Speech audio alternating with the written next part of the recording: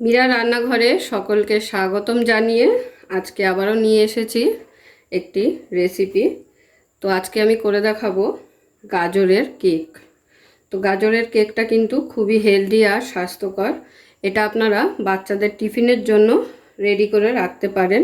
একদিন একটু কষ্ট করে বানিয়ে রাখলে বাচ্চাদের কিন্তু মোটামুটি এক সপ্তাহ এটা টিফিনে দিতে পারবেন, বা যখন বাচ্চাদের খিদে পাবে চট জলদি এটা কিন্তু দিতে পারবেন।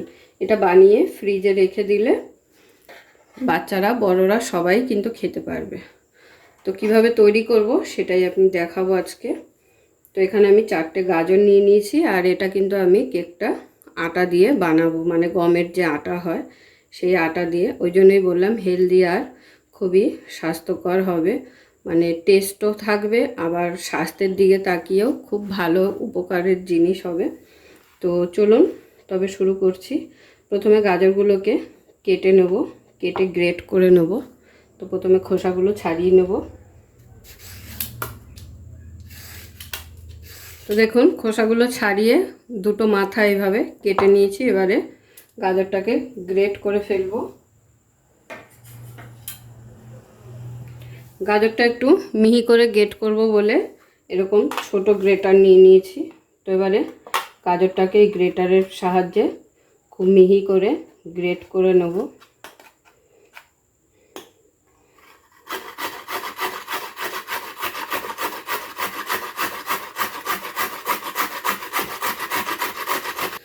তাহলে দেখুন আমি 4টে গাজরই এখানে খুব ভালো করে গ্রেট করে নিয়েছি। এবারে কেকের মিশ্রণটি তৈরি করব। তো দেখুন খুব মিহিভাবে কিন্তু গ্রেট হয়েছে। তো চলুন এবার কেকের মিশ্রণটি রেডি করে ফেলি, এটাকে সাইডে রেখে দিই। তো এবারে ব্যাটারটা রেডি করার আগে আমাকে কি করতে হবে, এটা কিন্তু আমি কোনো রকম তেল দিয়ে করব না, এটা আমি ঘি দিয়ে বানাবো। তো সেই কারণে ঘিটাকে একটু গরম করে নেব। ঘিটাকে একটা তড়কা প্যানে নিয়ে নিয়েছি। তো এবারে পুরো ঘিটা ঢেলে দিচ্ছি, দিয়ে ঘিটাকে পাতলা করে নেব একটু গরম করে।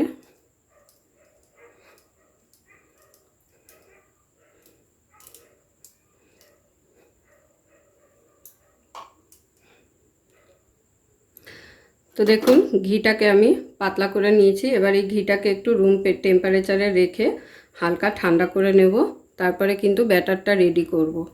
তো অনেকেই বলে যে আটা দিয়ে নাকি কেক বানালে ঠিকমতো হয় না, কিন্তু আমি বলবো আটা দিয়ে বানালেও বা ময়দা দিয়ে বানান, যা দিয়েই বানান না কেন, পরিমাণগুলো যদি ঠিকঠাক থাকে তাহলে কিন্তু খুব সুন্দরভাবে স্পঞ্জ কেক তৈরি হয়ে যায়। তো সেটাই আজকে আপনাদের পরিমাণগুলো ঠিকঠাক মেপে করে দেখাবো। তো এবারে ঘিটাকে একটু ঠান্ডা করে নেব আগে।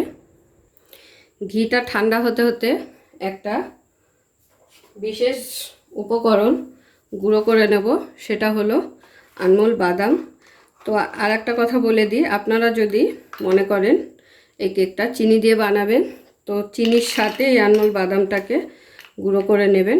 তো আমি আজকের এই কেকটা চিনি দিয়ে বানাবো না, তো সেই জন্য আনমোল বাদামটা শুধু গুঁড়ো করে নিচ্ছি, তার সঙ্গে দিয়ে দিচ্ছি 4টে এলাচের দানা। তো এটাকেও একটু গুঁড়ো করে নেব একসাথে।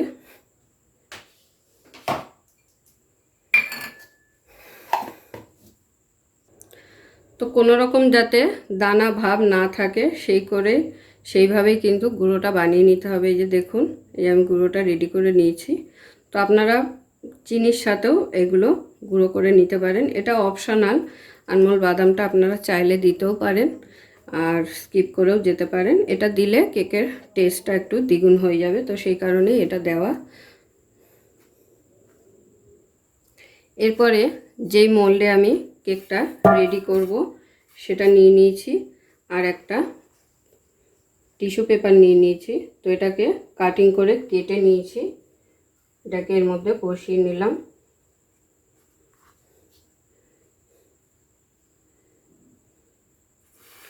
তো এটাকেও সাইডে করে রেখে দেবো। এবারে যে কড়াইতে আমি কেকটা বানাবো সেই কড়াইতে দিয়ে দিচ্ছি কিছুটা লাল বালি।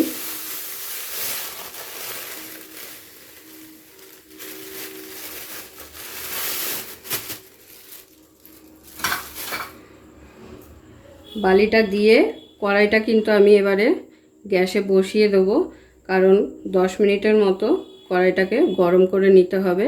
তো যতক্ষণে আমি ব্যাটারটা রেডি করব ততক্ষণে কড়াইটা ভালোভাবে গরম হয়ে যাবে। তো সেই কারণে কিন্তু আমি এখন এটা বসিয়ে দেবো গ্যাসে। তাহলে কড়াইটা আমি গ্যাসে বসিয়ে দিলাম, গ্যাসটা জ্বালিয়ে নেব।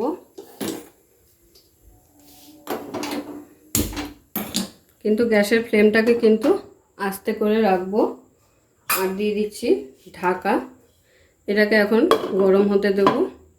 আর এমন জিনিস নিতে হবে, এমন কিছুতে করতে হবে কেকটা যাতে কোনো দিকে ফাঁকা না থাকে, না হলে কিন্তু কেকটা ভালোভাবে হবে না। তো চলুন এবার ব্যাটারটা রেডি করি। সমস্ত কিছু আমার রেডি হয়ে গেছে। তো ব্যাটারটা রেডি করার জন্য নিয়ে নিয়েছি একটি বোল। এবার এই বোলের মধ্যে দিয়ে দেবো এই ঘিটা। ঘিটা কিন্তু আমার খুব ভালোভাবে ঠান্ডা হয়ে গেছে। তো ঘিটা আমি একটু মেপে দেখিয়ে দিই আপনাদের।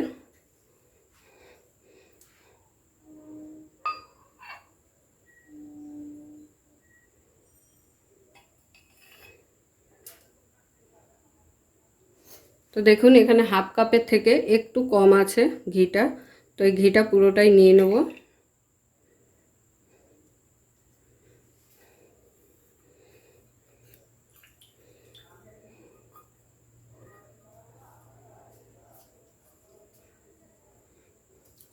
তো এই যে হাফ কাপে যেটুকু কম ছিল সেটুকু আমি আবার রেডি করে নিলাম।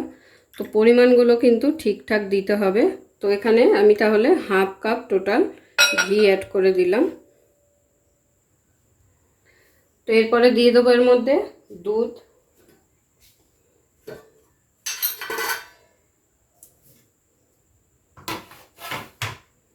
দুধ কিন্তু নর্মাল টেম্পারেচারে দিতে হবে, খুব বেশি গরমও না আবার ফ্রিজের দুধও না। রুম টেম্পারেচারে যে থাকা দুধ সেই দুধ দিয়ে দিতে হবে এখানে। তো আমি এখানে 1 কাপ পরিমাণ দুধ নিয়ে নেব, যতটা লাগবে ততটাই দেব।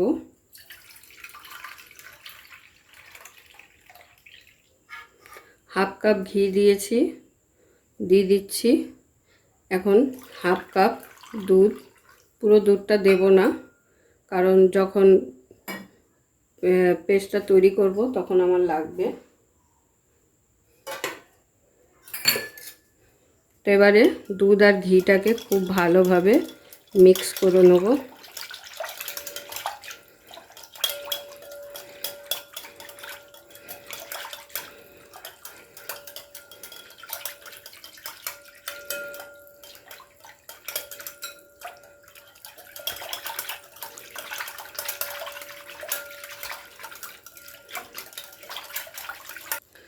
তো খুব ভালোভাবে ফেটিয়ে নিয়েছি। এরপরে দিয়ে দেবো আমি গুড়। এখানে যেহেতু আমি চিনি ব্যবহার করছি না, আগেই বলেছি।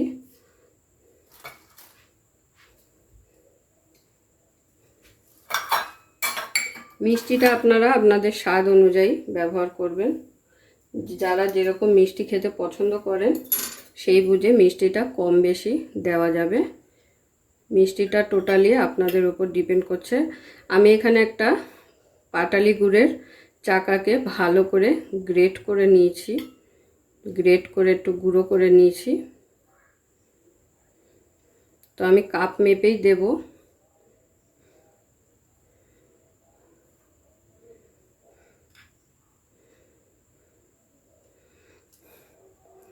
তো দিয়ে দিলাম 1 কাপ মতো।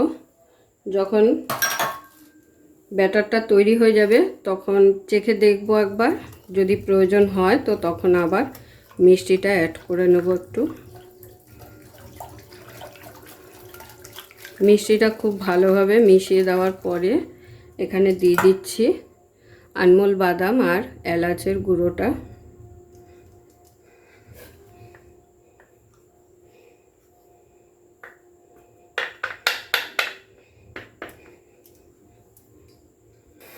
তো এটাকে দেওয়ার পরেও এটাকে খুব ভালোভাবে মিশিয়ে নিতে হবে।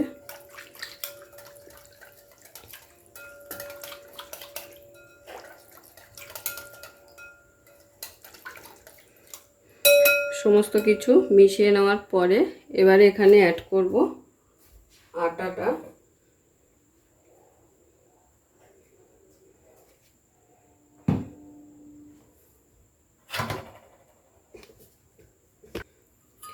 এবারে দিয়ে দিচ্ছি 1/2 কাপের মেপে আটা।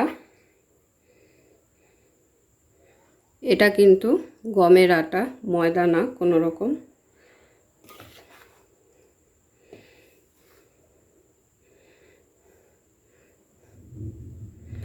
যেহেতু 4টে গাজর নিয়েছি, গাজরের পরিমাণ বুঝে আপনারা আটাটা দেবেন। তো এটা কিন্তু লাল গাজর দিয়েও বানাতে পারেন চাইলে। আমি আজকে এটা অরেঞ্জ গাজর দিয়ে বানাচ্ছি। তো 1/2 কাপের 3 কাপ আটা দিয়ে দিলাম। এবারে খুব ভালো করে ব্যাটারটাকে মিশিয়ে নেব। তো দুধটা ওই জন্য আমি কিন্তু পুরোটা দিইনি। এই যে দেখুন, এখন কিন্তু আমার এখানে দুধের প্রয়োজন আছে। তো এবারে দিয়ে দিচ্ছি বাকি দুধটা। অল্প অল্প করে দেব, একবারে পুরোটা দেব না, কারণ ডোটা কিন্তু বেশি পাতলা করা যাবে না। ব্যাটারটা বেশি পাতলা হয়ে গেলে তখন কিন্তু কেকটা সুন্দর হবে না।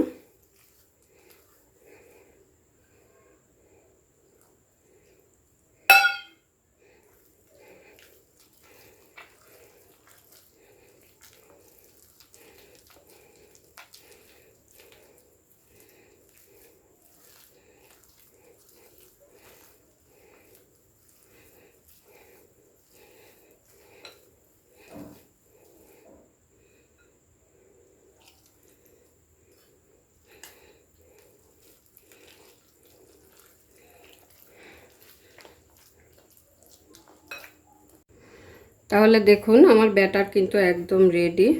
এই যে ব্যাটারের থিকনেসটা কিন্তু ঠিক এরকম থাকবে, খুব বেশি পাতলাও না, আবার খুব বেশি আঠা ভাবও না। তো আমার কিন্তু আরও 1 কাপ দুধ লেগেছিল, তো সেখান থেকে এইটুকু দুধ বেঁচে গেছে। তো টোটাল 3 কাপ আটার জন্য আমার এখানে 2 কাপের থেকে একটু কম দুধ লেগেছে।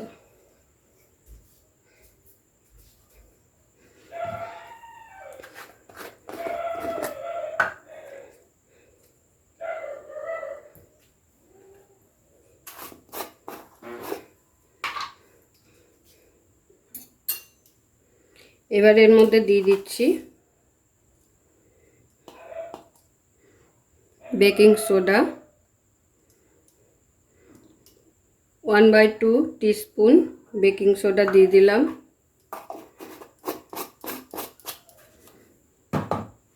আর দিয়ে দেবো বেকিং পাউডার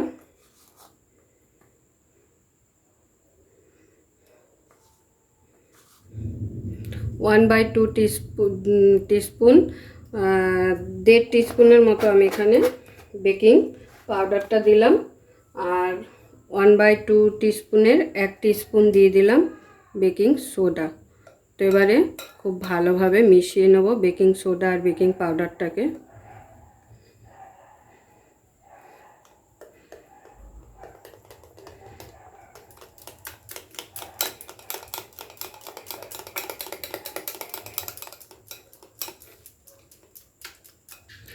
যে কোনো মিষ্টি জিনিসে নুন চলে না, আবার নুন না দিলে কিন্তু স্বাদও আসে না।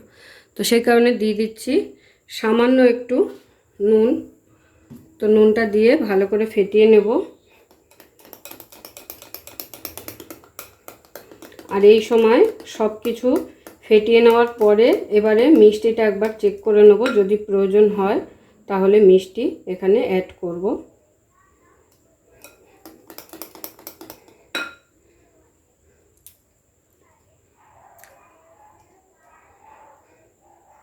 আমার এখানে আর একটু সামান্য মিষ্টি লাগবে, তো আমি মিষ্টি অ্যাড করে নিচ্ছি 1 টিস্পুন,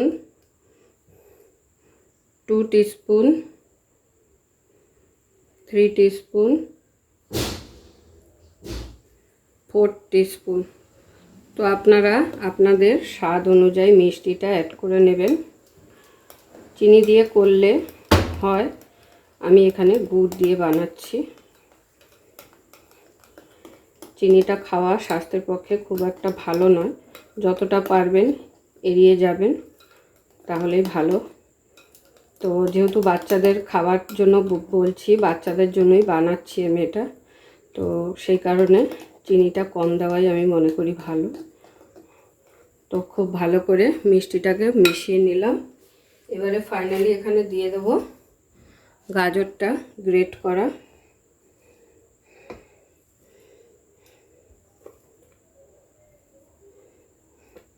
অল্প অল্প দিচ্ছি আর মিশিয়ে নিচ্ছি ভালো করে।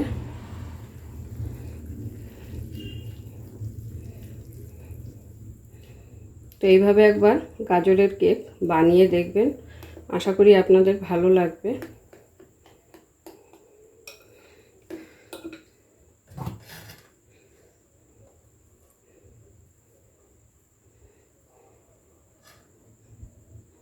তো বাকি গাজরটাও দিয়ে দিলাম।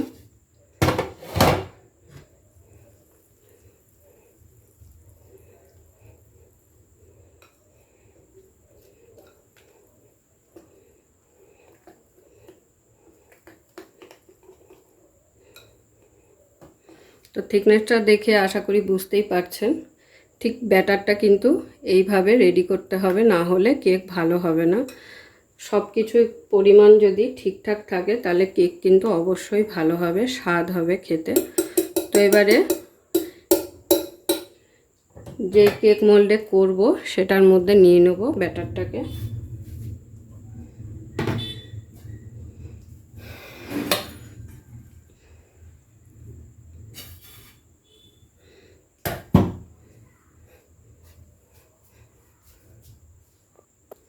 যেহেতু এখানে আমি কোনো রকম তেল ব্যবহার করিনি, তো সেই কারণে এই বাটিটার মধ্যেও দিয়ে দিচ্ছি সামান্য একটু ঘি। ঘিটাকে ভালো করে ব্রাশ করে নেব বাটিটার চারিদিকে।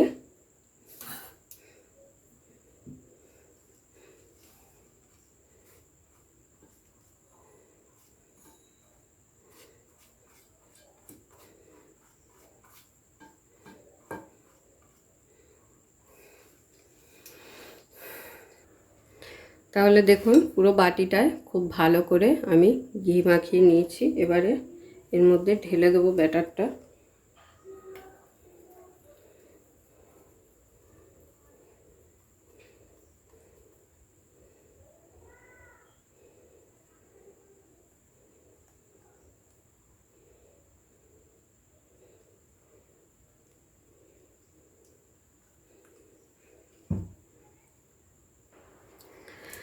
তো সমস্ত ব্যাটারটা ঢেলে নেওয়ার পরে বাটিটাকে একটু এরম করে বসিয়ে নিতে হবে ভালো করে, যাতে কোনো দিকে কোনো ফাঁকা না থাকে।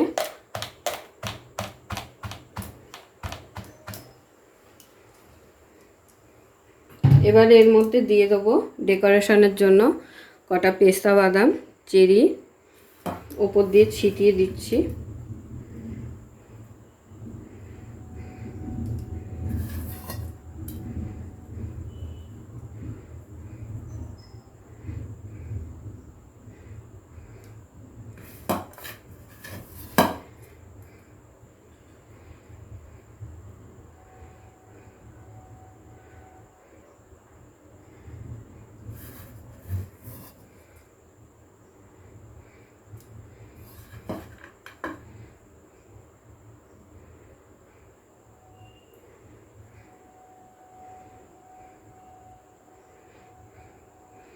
তো দেখতেই পেলেন খুব সহজেই কিন্তু কেকটা রেডি হয়ে গেল। এই ব্যাটারটা তৈরি করতেই যত সময়, তারপরে কিন্তু হতে একদমই সময়, বসিয়ে দিলে একদম নিশ্চিন্ত 45 মিনিটও লাগে, আবার অনেকের 1 ঘন্টাও লাগে। যারা যেইভাবে করেন প্রেসার কুকারে বা কড়াইতে, সেই বুঝে কিন্তু টাইমটা লাগে। তো বাচ্চাদের জন্য সকালবেলা অনেকেই ভেবে পান না যে টিফিন কি করে দেওয়া যায় বা স্কুলে টিফিনে কি করে দেব। তো এইভাবে একটু সময় নিয়ে একটা কেক বানিয়ে রাখলে কিন্তু অনেক দিন পর্যন্ত বাচ্চাদের টিফিনে এই কেকটা দিয়ে দিতে পারবেন। তো দেখুন ডেকোরেশন করার পরে দেখতে কিন্তু অসাধারণ লাগছে আর খেতেও কিন্তু অতটাই টেস্টি হয়।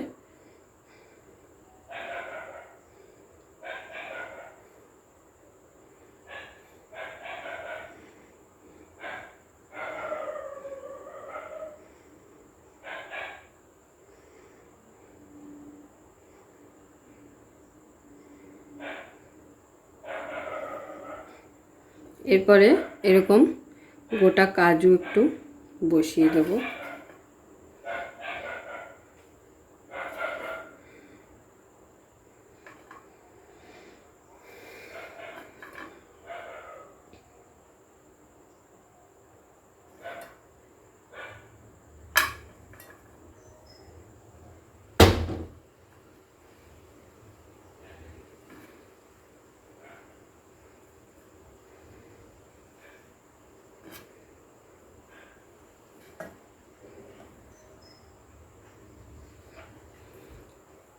তো ব্যাস, কেক কিন্তু রেডি। এবারে গ্যাসে বসিয়ে দেবো।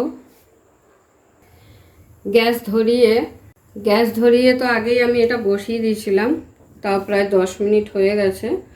তো এবারে এই বালির ওপরে বসিয়ে দিচ্ছি এরকম একটি স্ট্যান্ড। এবারে স্ট্যান্ডের মধ্যে এই কেকের বাটিটাকে বসিয়ে দেব।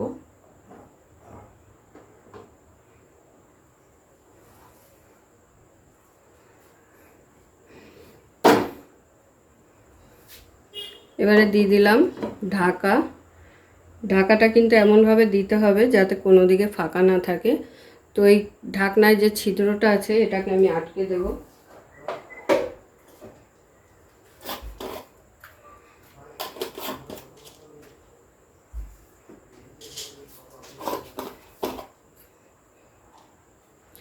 এই ছিদ্রটা একটা লবঙ্গ দিয়ে আটকে দিচ্ছি এইভাবে।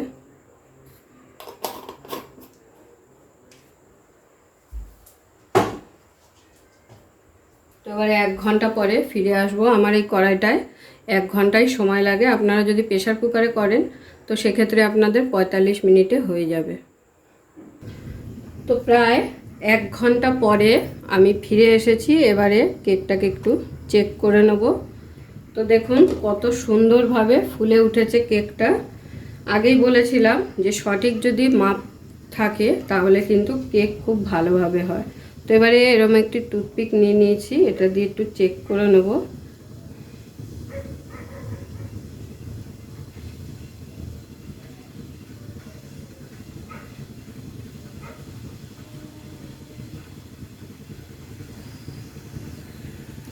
তো 1 ঘন্টা হয়ে গেছে, এখনও কিন্তু সেইভাবে কেকটা হয়নি, কারণ যেহেতু আমি কড়াইতে করছি তো সেটাই একটু চেক করে দেখিয়ে দিলাম।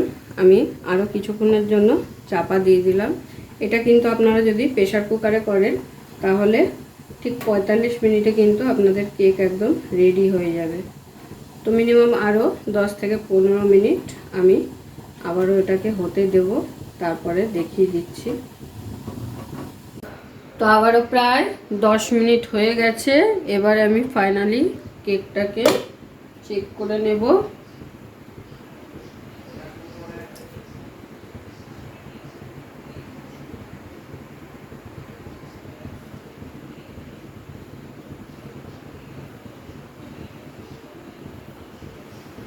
তো দেখুন টুথপিকটা গায়ে কিন্তু একদম লাগছে না। তো তার মানে কেকটা খুব ভালোভাবে হয়ে গেছে। এবারে কেকটা বন্ধ করে দিলাম আর নামিয়ে নেব।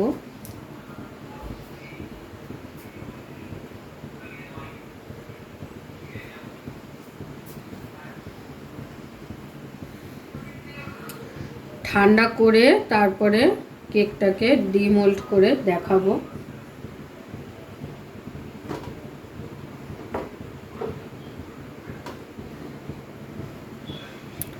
তো দেখে দেখুন কিন্তু অসাধারণ লাগছে।